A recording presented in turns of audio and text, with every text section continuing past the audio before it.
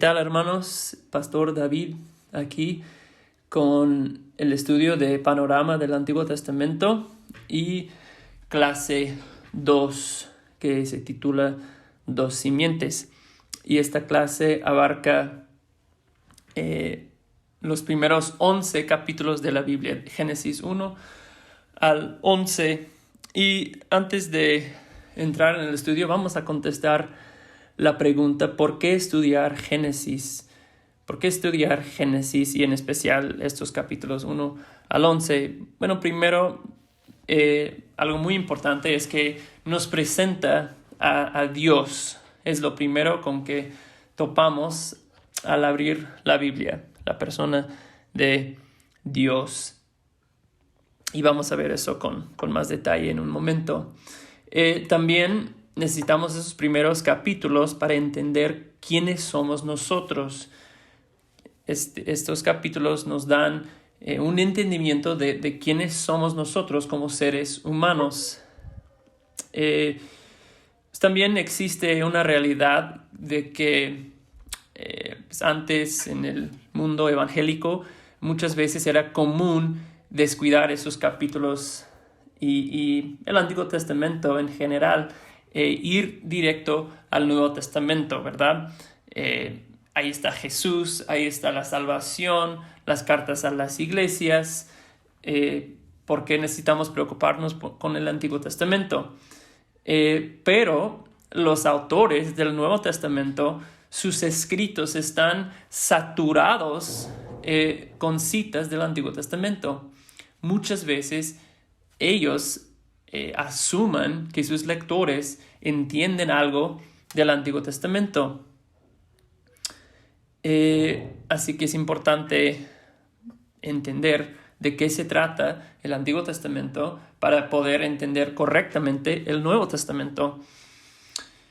También porque la Biblia no es una mera colección de diferentes historias, relatos, poemas del pueblo de Israel, ¿verdad? Si tú le echas una mirada rápida a la Biblia, puede parecer así, pero la realidad es que es una historia, una sola historia, una trama hay en la Biblia que la une todo, ¿verdad? Que si tú llegas a una película como 20 minutos después de que empezó, probablemente no vas a entender muy bien de qué se trata y por qué pasa lo que está pasando en la película.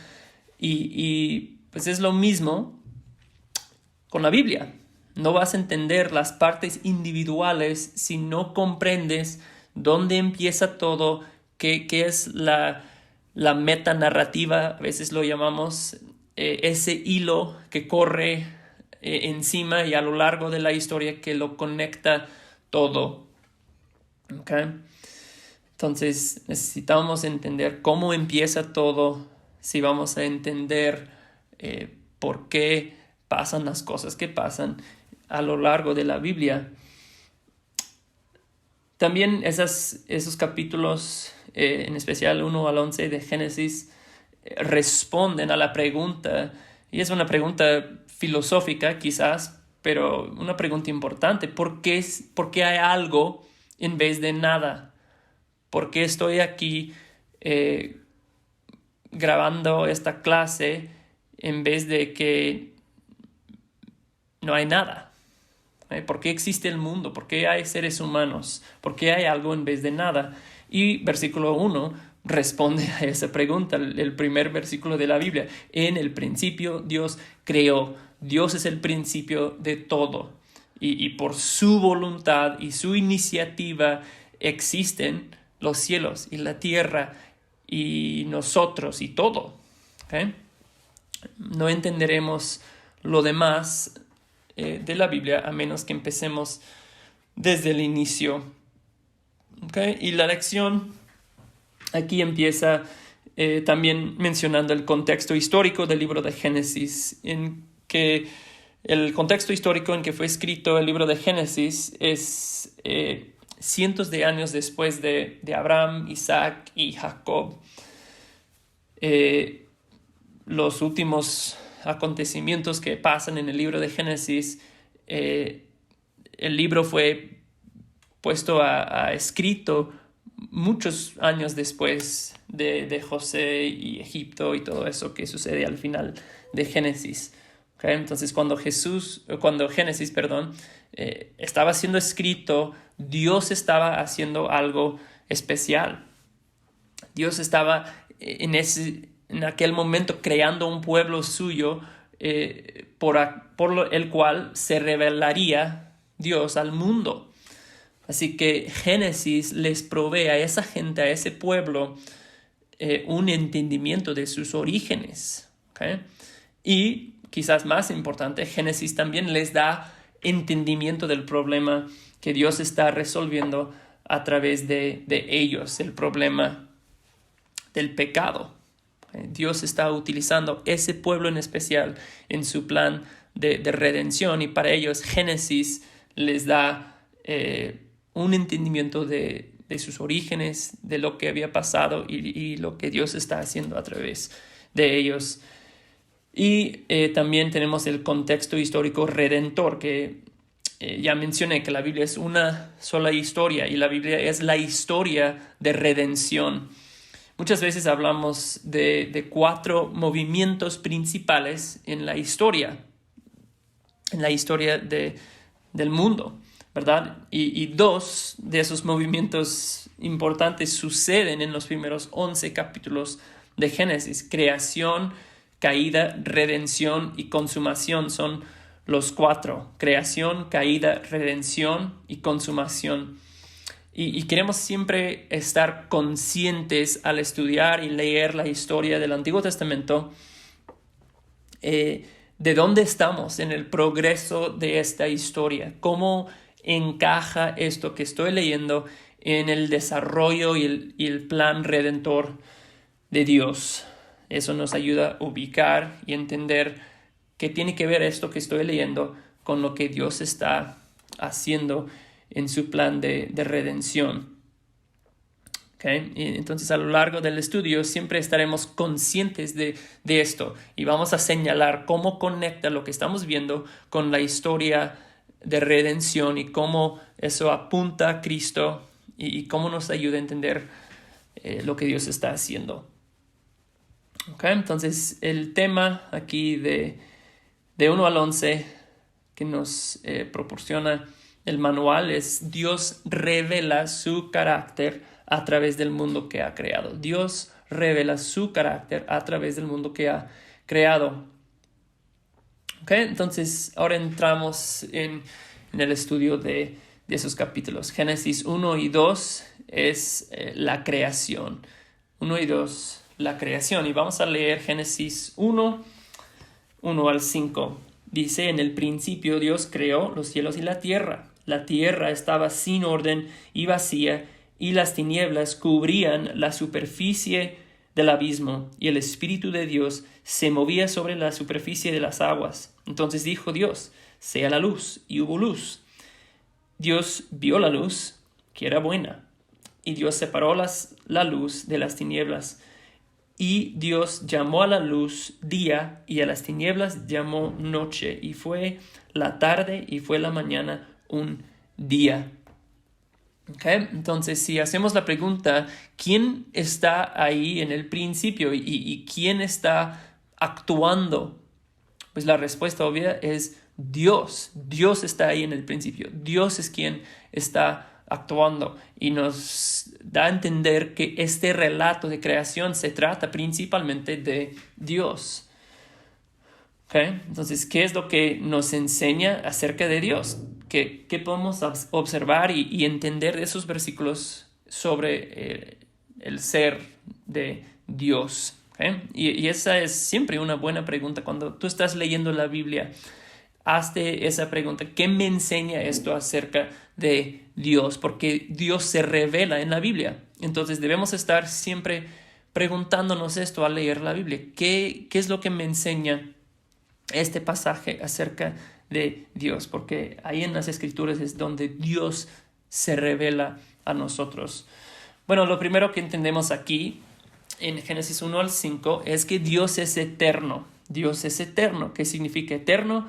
bueno, que siempre ha existido, no tiene comienzo, no tiene fin, siempre ha existido Dios. La Biblia no empieza dándonos una explicación de su origen de Dios. ¿Por qué? Bueno, porque no tiene comienzo. También vemos que Dios es autosuficiente. Dios es autosuficiente. No hay otro de quien depende Dios, ¿verdad? No tiene origen Dios. No depende de otro para su existencia. Dios es. ¿Okay? Tú y yo dependemos de otros, ¿verdad? Todos nosotros tenemos padres. Dependemos, y cuando éramos bebés dependíamos mucho de nuestros padres. Ahora que somos adultos, no tanto, pero aún así, como adultos, dependemos de otras personas. No podemos existir solos. Pero Dios es autosuficiente, no depende de nada. Y vemos esto también en que de la nada Dios empieza a crear todo. Dios no depende de materia prima, no depende de un arquitecto y un albañil y sus chalanes, ¿no? Dios crea de la nada y sin ayuda. También vemos que Dios creó el universo por el poder de su palabra, por el poder de su palabra. Dios es poderoso. Y eso es poder a otro nivel. Lo que no existe, vemos aquí, obedece su voz y llega a existir por el poder de su palabra. Eso es increíble. Y su palabra de Dios es también la manera en que Dios gobierna su mundo. Un compañero mío siempre decía, la palabra de Dios es la ley del rey. La palabra de Dios es la ley del rey. ¿Okay? Entonces Dios gobierna su mundo a través de su poderosa palabra. Y vamos a ver que la palabra de Dios es lo que define el rol y las responsabilidades de su creación. El poder de la palabra de Dios. El siguiente punto que vemos, que aprendemos sobre Dios, es que Dios es bueno. Dios es un ser bueno. ¿Okay? Lo que Él hace inmediatamente lo llama bueno porque proviene de un ser que es completamente bueno. ¿Okay? Bueno, vamos a continuar ahora con versículos 26 al 31. Tenemos que cubrir 11 capítulos, así que seguimos a un ritmo bastante rápido. 26 al 31 de capítulo 1 dice: Y dijo Dios, hagamos al hombre a nuestra imagen, conforme a nuestra semejanza, y ejerce dominio sobre los peces del mar, sobre las aves del cielo, sobre los ganados, sobre toda la tierra y sobre todo reptil que se arrastra sobre la tierra. Dios creó al hombre a imagen suya, a imagen de Dios lo creó, varón y hembra los creó. Dios los bendijo y les dijo: sean fecundos y multiplíquense, llenen la tierra y sométenla. Ejerzan dominio sobre los peces del mar, sobre las aves del cielo y sobre todo ser viviente que se mueve sobre la tierra. También les dijo Dios: miren, yo les he dado a ustedes toda planta que da semilla, que hay en la superficie de toda la tierra, y todo árbol que tiene fruto, que da semilla. Esto les servirá de alimento, y todo animal de la tierra, y a toda ave de los cielos, y a todo lo que se mueve sobre la tierra, y que tiene vida, les he dado toda planta verde para alimento. Y así fue. 31. Dios vio todo lo que había hecho, y era bueno en gran manera. Y fue la tarde y fue la mañana, el sexto día. Y lo interesante es que en la narración de la historia de creación, es como si la narración, o Moisés, quien está escribiendo esto, hay como una pausa. El carro frena para señalar algo importante que está pasando. Y es para enfatizar la importancia de lo que pasa en estos versículos. Vemos primero que Dios habla con sí mismo, dice Dios, hagamos al hombre. Y vemos que al hombre Dios le da un lugar especial y distinto en la creación. Y vamos a entender que la creación del hombre es la culminación de su obra de creación. Es la culminación de su obra de creación. Varios puntos que aprendemos de estos versículos. Primero, los seres humanos son creados a imagen de Dios.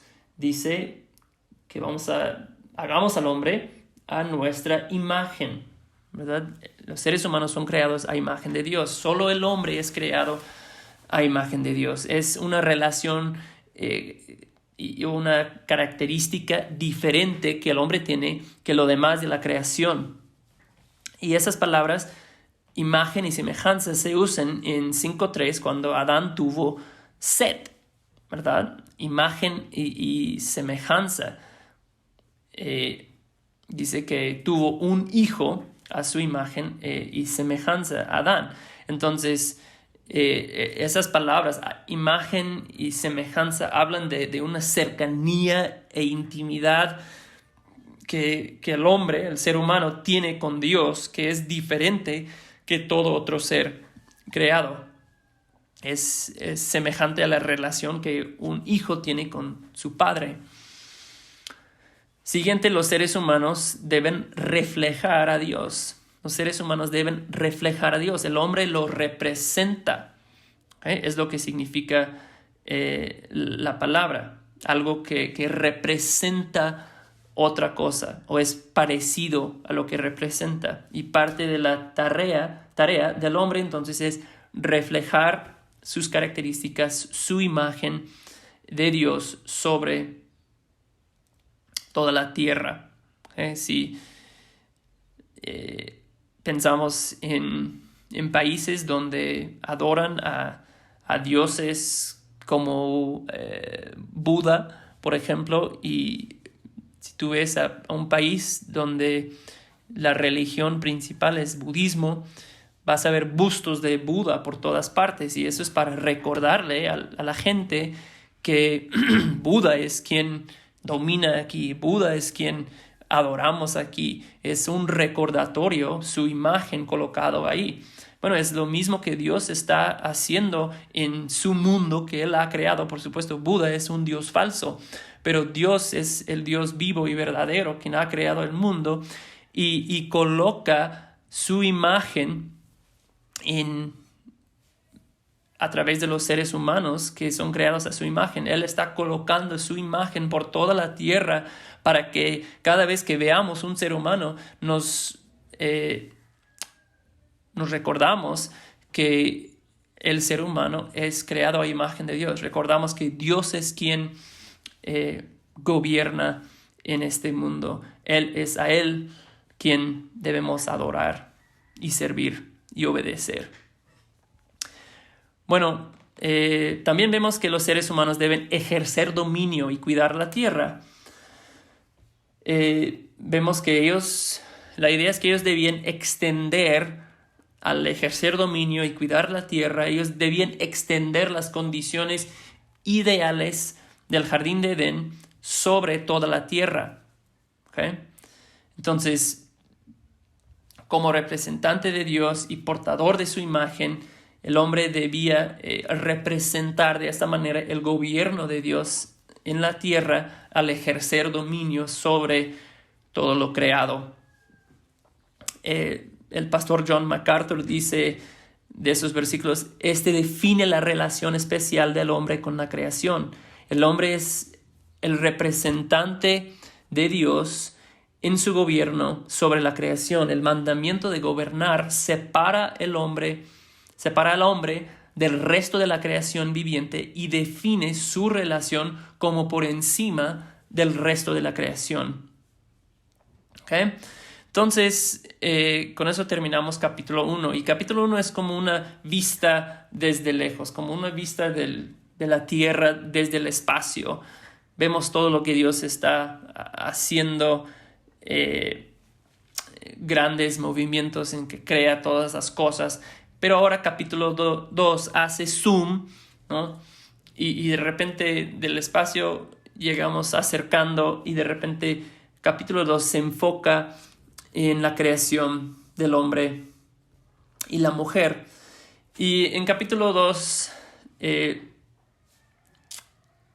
vemos esa pregunta en la lección: ¿qué es el mundo? ¿Qué es esta tierra, planeta que Dios ha creado? Bueno, el mundo fue creado como un lugar de descanso y paz para el hombre, un lugar donde el hombre puede vivir y habitar. Y vemos que Dios, al primer hombre, Dios les hace un lugar ideal, una especie de paraíso. Si vemos capítulo 2, 8 al 14, versículo 8, dice: el Señor Dios plantó un huerto hacia el oriente en Edén y puso ahí el hombre que había formado. Y el Señor Dios hizo brotar de la tierra todo árbol agradable. Entonces vemos Dios preparando ese lugar que es una especie de paraíso para el hombre. Y le pone el hombre ahí para cuidar y para disfrutar de todo que hay en este lugar, incluyendo la presencia de Dios, que como veremos en 3:8, dice que Dios caminaba con Adán y Eva en la parte fresco del día. Pero todo esto el hombre lo disfrutaba bajo el reinado y gobierno de Dios. Y vemos esto claramente en 2:15 al 17. 2:15 al 17. Dice: el Señor Dios tomó al hombre y lo puso en el huerto del Edén para que lo cultivara y lo cuidara. Y el Señor Dios ordenó al hombre: de todo árbol del huerto podrás comer, pero del árbol del conocimiento del bien y del mal no comerás, porque el día que de él comas, ciertamente morirás. ¿Okay? Entonces, en esos versículos vemos que Dios recalca que el hombre vive y ejerza su rol en la tierra bajo el reinado de Dios. No pueden hacer todo lo que quieran. Viven bajo el gobierno de Dios. Si comían del árbol, ¿qué les iba a pasar? Pues dice: ciertamente morirán. ¿Okay? Bueno, quizás podemos pensar, ¿qué onda con eso? ¿Qué es eso de no comer de un árbol? ¿Por qué la fruta de un árbol? Tuve un vecino una vez que estuve platicando con él sobre la caída y me dijo: no entiendo por qué Dios les prohíbe comer una fruta. No tiene sentido, dijo. Creo que la fruta y el árbol solo representa otro pecado más grande o más grave. Pero lo que él no estaba entendiendo es que, claro, no es el fruto ni el árbol, eso es un símbolo. Fue puesto ahí ese árbol y el mandamiento de Dios para recordarles a Adán y Eva que, aunque habían ellos recibido un gran privilegio y muchas libertades, ¿verdad? De hecho, la libertad, como dice ahí, de comer de cualquier otro árbol que quisieran. Pero a pesar de toda esa libertad, ellos no eran Dios. Ellos vivían sometidos a Dios. Y con este árbol, entonces, Dios les estaba comunicando y recordando algo importante a Adán y Eva, que era: solo yo tengo el derecho de determinar qué es bueno y qué es malo, qué está bien y qué está mal en mi universo. Y habrá consecuencias para aquel que no obedece. Entonces, el árbol es un símbolo que les debía recordar a Adán y Eva: ustedes no mandan aquí. Hay Ustedes viven bajo mi reino. Cada vez que ven ese árbol y desean su fruto, deberían recordar que viven bajo el reinado de Dios. Bueno, también en Génesis 2, en 18 al 25, vemos cómo debemos relacionarnos mutuamente. Los hombres y las mujeres fueron creados para tener una relación de paz y armonía entre sí. Dios dice que no es bueno que el hombre esté solo, y Dios crea a la mujer, quien completa la creación de los seres humanos, y Dios los une, y debería haber una relación de paz y armonía entre hombre y mujer. Y también vemos cómo debemos relacionarnos con Dios, y eso es lo que apenas vimos en 2:15 al 17, que los seres humanos fueron creados para tener una relación con Dios en obediencia y adoración. ¿Okay? Entonces Adán y Eva debían seguir sometiéndose a su palabra de Dios. Su habilidad de llevar a cabo su rol en la creación y tener relación con Dios depende de esto. ¿Okay? Dios es quien manda. Nosotros somos los que debemos someternos a su palabra. ¿Okay? Entonces podemos ver que aprendimos cosas muy importantes y muy fundamentales para nuestro entendimiento de Dios, del ser humano, de la creación, en los primeros 2 capítulos. Pero aquí en este manual se hace la pregunta: ¿qué faltaría si la Biblia se detuviera ahí en Génesis 2? Si no tuviéramos lo demás de la Biblia, porque hasta ahora todo está bien, todo está perfecto. Bueno, si se detuviera ahí la historia, nunca entenderíamos la justicia de Dios, no entenderíamos su paciencia, su santidad o su increíble misericordia y amor. Es que hasta este punto en la historia todo es perfecto, todo va marchando de manera perfecta, pero viene capítulo 3, ¿verdad? Y sabemos que viene ahí en capítulo 3 de Génesis. Viene la caída. Ahora, ¿por qué permitió Dios que el pecado entrara en el mundo? El mundo era perfecto, todo era bueno, en gran manera, dijo Dios. ¿Por qué permite Dios que el pecado entrara al mundo? ¿Por qué Dios permite que las condiciones existan en que existe la posibilidad en que el pecado entre al mundo? Y la respuesta es: no lo sé. No lo sé. No hay una respuesta completa que podemos dar a esa pregunta. Pero sí sabemos, sí sabemos que la perfección de su carácter de Dios se refleja más claramente a causa de su plan de redención que nos rescata del pecado y de la caída. La perfección de su carácter se refleja más claramente por haber iniciado ese plan de redención. Dios recibe gloria en la creación, pero recibe mucho más gloria en la redención. ¿Okay? Y eso nos lleva entonces a capítulo 3. Capítulo 3 vamos a leer 1 al 5. Dice: la serpiente era más astuta que cualquier de los animales del campo que el Señor Dios había hecho, y dijo a la mujer: ¿con que Dios les ha dicho, no comerán de ningún árbol del huerto?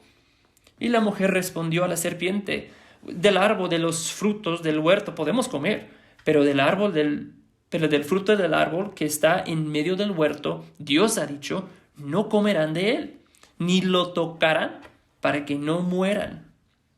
Y la serpiente dijo a la mujer: ciertamente no morirán, pues Dios sabe que el día en que de él coman, se les abrirán los ojos y ustedes serán como Dios, conociendo el bien y el mal. ¿Okay?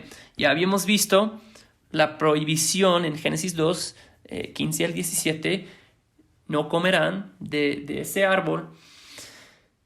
Y vemos ahora que la serpiente, que es el diablo, nos dice Apocalipsis 12:9, llega y él es astuto y les miente a Adán y Eva y ataca el reino de Dios, ¿verdad? Él ataca el reino de Dios y lo que ataca es su palabra. Ataca la palabra de Dios y ofrece otra palabra. Ofrece una palabra alternativa. Ataca su carácter de Dios también. Dice que Dios no es bueno. Dios no quiere que tengan todo lo que podrían tener, ¿verdad? Ustedes podrían tener el conocimiento del bien y del mal. Y Dios no quiere que ustedes tengan esto. Dios no es bueno con ustedes. Quiere que ellos pensaran, el diablo quiere que ellos pensaran y quiere que pensemos nosotros, por supuesto, todavía hoy, quiere que pensemos, yo soy como Dios, yo sé lo que es bueno y lo que es malo, lo que es digno e indigno de adoración, yo sé lo que es importante y lo que no, ¿okay? El diablo es arrogante, mentiroso, ¿okay? Es una locura todo lo que dice. Bueno, tristemente vemos que el hombre cree la mentira. Rechazan el reino de Dios, desean la autonomía, ¿okay? El poder de decidir por sí mismos qué es bueno y qué es malo. Pero lo interesante es, si vemos a versículos 7 y 8, pues de repente no se comportan como dioses. No se llenan de valor y sabiduría con ese nuevo conocimiento que tienen. No, se comportan como personas avergonzadas de lo que han hecho. Se esconden el uno del otro en versículo 7 y se esconden de Dios. Y vemos que la muerte que fue prometida como consecuencia en Génesis 2:17 ha comenzado en Adán y Eva. Ahora están apartados de Dios, están avergonzados. Bueno, ¿cómo responde Dios? El pecado resulta en maldición. Versículo 14, todos caen bajo la maldición de Dios. Eso nos lleva a la caída y el plan de redención inmediato. Y en esos versículos vemos 3 niveles de enemistad que surgen a raíz de ese pecado y la maldición. ¿Okay? Vemos que va a haber enemistad. No voy a leer todos esos versículos. Espero que puedas seguir ahí en tu Biblia, especialmente en 14 al 16. ¿Okay? Va a haber enemistad entre la serpiente y la mujer. ¿Okay? Entonces nos da a entender que no habrá una relación de paz entre el diablo y la raza humana. Satanás quiere destruir y esclavizar a los seres humanos quienes portan la imagen de Dios, quien él odia. En segundo lugar, va a haber enemistad entre la simiente de la serpiente y la simiente o descendencia de la mujer, entre la simiente o descendencia de la serpiente y la simiente o descendencia de la mujer, 2 grupos. ¿Okay? Eso se refiere a lo que la raza humana se dividirá en 2 grupos, los que son de la simiente de la serpiente y los que son de la simiente de la mujer. Ahora, claro, todos son físicamente en un sentido descendientes de la mujer, pero esto se refiere a una alineación espiritual, los que se alinean con Dios y los que se alinean con Satanás. Y esto veremos, estos 2 grupos, en toda la historia. ¿Okay? Algunos, igual que Satanás, no van a obedecer a Dios y van a seguir las mentiras del diablo. Otros van a buscar a Dios y obedecer a Dios. Y los que son simiente del diablo se oponen a los que son simiente de la mujer. Y inspirados por su padre Satanás, van a tratar de eliminar ese linaje piadoso, ese linaje de la mujer de quien Dios promete que va a llegar un libertador. ¿Okay? Y eso nos lleva a un tercer enemistad entre un descendiente de la mujer y la serpiente. Un descendiente. Tal vez ese es el nivel más importante. Versículo 15. En la traducción lenguaje actual dice que un hijo suyo te aplastará la cabeza y tú le mordirás el talón. Dios está hablando a la serpiente, pronunciando esa maldición. Dice, un hijo suyo, y hablando a los tres, a la mujer, Adán y Eva también, un hijo suyo te aplastará la cabeza y tú le morirás el talón. Esas es las palabras que ellos escucharon de Dios y son unas de las palabras más importantes en toda la Biblia, porque aquí de repente el foco se centra no en dos grupos de personas, sino en un descendiente de la mujer que le dará un golpe mortal al diablo. Él dice, ese descendiente recibirá una mordida, pero va a ganar la batalla. La descendiente de la mujer le aplastará la cabeza de la serpiente. Entonces, con este versículo 15, vemos que Dios ha prometido terminar con este enemigo y la maldición que ha traído. Y esa es de las promesas más importantes en toda la Biblia. Todo lo demás de la Biblia tendrá que ver con el desarrollo y cumplimiento de esa promesa. Entonces salimos de Génesis 3 habiendo perdido el paraíso. Adán y Eva son expulsados del jardín de Edén. Salimos el hombre habiendo perdido la presencia de Dios, pero no salimos de Génesis 3 sin esperanza. Hay esperanza. Dios tiene un plan para volvernos a ese paraíso que se perdió. Tiene un plan para que el hombre viva una vez más en su presencia. Y eso nos lleva a capítulos 4 y 5. Caín, Abel y la paga del pecado. Que era la promesa: en el día en que coman de ese árbol, ciertamente morirán. Y eso vamos a ver. No es un muerte inmediato, como que comes y te caes muerto, pero la muerte ha llegado. Entonces, en el resto de la Biblia vemos las consecuencias de Génesis 3, la caída. Y las consecuencias son devastadores, las consecuencias son inmediatos. Capítulo 4, Caín asesina a Abel, su hermano. Inmediatamente vemos enemistad entre los que se alinean con Dios y los que se alinean con la serpiente. Caín asesina a Abel, su hermano, y quizás si estamos pensando, bueno, ¿quién será este descendiente de la mujer quien va a aplastar la cabeza del serpiente? Aquí vemos descendientes de la mujer, Abel, Caín. Nos podemos preguntar, entonces, con la muerte de Abel, ¿ha terminado el linaje de Dios, los que se alinean con la simiente de la mujer, el linaje piadoso? Porque obviamente no puede ser Caín el prometido, ya vemos cómo es, y Abel era bueno, pero está muerto. ¿Se van a cumplir las promesas de Dios? Y la respuesta es sí. Dios será fiel en toda la historia para cumplir sus promesas. Vemos muchos momentos en la historia de la Biblia en que parece que las personas que se alinean con Dios y a través de las cuales Dios cumplirá sus promesas para traer un descendiente, se verá como que están en juego, están en peligro ese linaje. Parecería que Satanás lleva ventaja. Y ese patrón continúa hasta el momento en que el descendiente prometido le clavan a una cruz.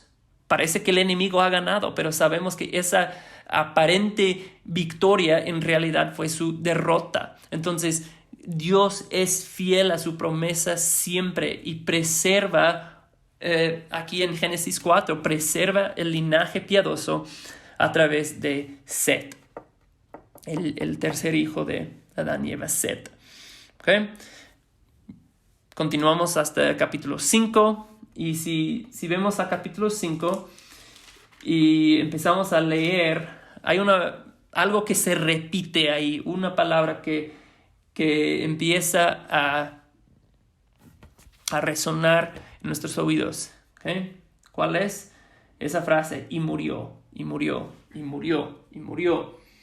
¿Okay? Una y otra vez vemos que viven, engendran hijos y se mueren, los resultados del pecado en el mundo. ¿Okay? La muerte. Y eso nos recuerda que la muerte sigue siendo el resultado final del pecado, la terrible realidad que espera a pecadores que no tienen nueva vida en Cristo, una muerte final eterna. ¿Okay? Bueno, hay en capítulo 5 vemos esas genealogías. Siempre no tenemos tiempo de desarrollar mucho esto, pero hay 2 listas de genealogías. Uno que es esos que se alinean con Dios, el linaje piadoso del cual vendrá el libertador futuro, y los que se alinean con el diablo, la simiente de la serpiente. Vemos esto en esas genealogías, pero vamos a llegar ahora a capítulo 6 y el diluvio. Capítulo 6. Lo que vemos en capítulo 6 es que la humanidad sigue cayendo en más y más depravación y perversidad. Es una espiral hacia abajo. Ya no es un mundo muy bueno, como Dios había dicho al inicio. Es un mundo perverso, llena de pecado y maldad. ¿Okay? Entonces Dios anuncia su juicio, va a mandar un diluvio. ¿Okay? Y como señala en el manual, que ese es un acto de desconstructivo, es un acto de descreación. En capítulo 1 dice que Dios separó las aguas inferiores de las aguas superiores. Puso nubes, con agua arriba y separa abajo las aguas del mar de la tierra seca. Eso hizo en la creación, pero en el diluvio se invierte esto. El mar está estallando para cubrir la tierra con agua. Los cielos están vertiendo toda su agua, su lluvia sobre la tierra. Y entonces es un acto de descreación. Dios está lavando la tierra de toda la iniquidad que ha llenado el mundo, pero en medio de ese juicio vemos gracia, vemos la gracia de Dios. Siempre en toda la historia de la Biblia vamos a ver salvación en medio de juicio, salvación en medio de juicio, y lo vemos aquí. Vemos que Dios no va a fallar en cumplir sus promesas y salvar la simiente prometida. Noé es un hombre justo y por medio del arca Dios provee una vía de escape y preservación para él y su familia. ¿Okay? Creo que es en 9, Génesis 9, vemos recreación, una segunda creación. Dice Dios a Noé, ya han salido del arca, bendijo a Noé y sus hijos y les dijo: sean fecundos y multiplíquense y llenen la tierra. ¿Okay? ¿Dónde acabamos de escuchar esas palabras? Bueno, es lo que Dios había dicho a Adán. Sometan la tierra, sean fecundos, multiplíquense. ¿Okay? Ese es Dios nuevamente les está dando esa misma orden. ¿Okay? Entonces es como una segunda creación. No es como un nuevo Adán y se le da la misma comisión. Y vemos que Dios hace un pacto con Noé, promete que nunca volverá a destruir la tierra con agua. En 9:26 al 27, vemos que Noé tiene 3 hijos, Sem, Cam y Jafet, y podemos entender que el linaje piadoso, la simiente de la mujer, va a seguir a través de Sem, porque él recibe una bendición especial, diferente que sus hermanos. En 9:26 y 27 vemos que él tendrá una relación especial con Dios y tendrá dominio sobre sus hermanos, el linaje de Sem. Y en 10 al 11, para terminar ya, la humanidad después del diluvio, la rebelión contra Dios sigue. Entonces, aunque hay un nuevo inicio después de Noé, el problema del pecado sigue persistente, no ha sido erradicado. Y realmente vemos pecado en la vida de Noé. Noé planta una viña, se emborracha del vino que hace de su viña y sucede algo, un escenario feo ahí con Noé y sus hijos. Pero sus hijos, su descendencia de Noé, siguen en rebelión contra Dios. Siguen en rebelión contra Dios. Ellos desobedecen el mandamiento de Dios de llenar la tierra, ¿verdad? Ese es uno de sus grandes actos de desobediencia. En vez de extenderse y llenar la tierra, están todos agrupados en una pequeña región. Dice 11:2 que encontraron toda esa gente una llanura y se establecieron ahí todos. Entonces están todos juntos en un solo lugar en vez de extenderse sobre la tierra como Dios había ordenado. También vemos que buscan hacerse un nombre como Satanás y Adán y Eva, ¿verdad? Querían ser como Dios, hacerse un nombre, ¿verdad? En vez de promover el nombre y la gloria de Dios, quieren ganarse renombre y fama para sí mismos. Y es una muestra del orgullo humano. Vamos a construir una torre que llegará hasta el cielo. Vamos a subir hasta los cielos a ver si Dios está ahí. Orgullo. Quieren ser famosos.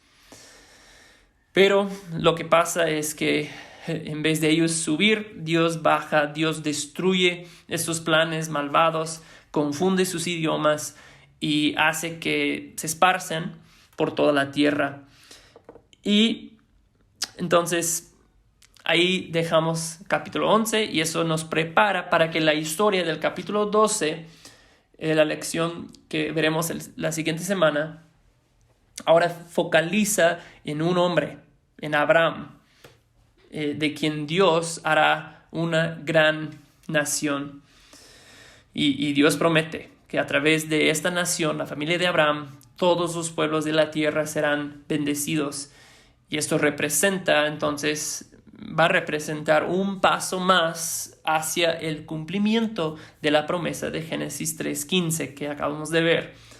Y el libertador futuro, quien aplastará la cabeza del serpiente.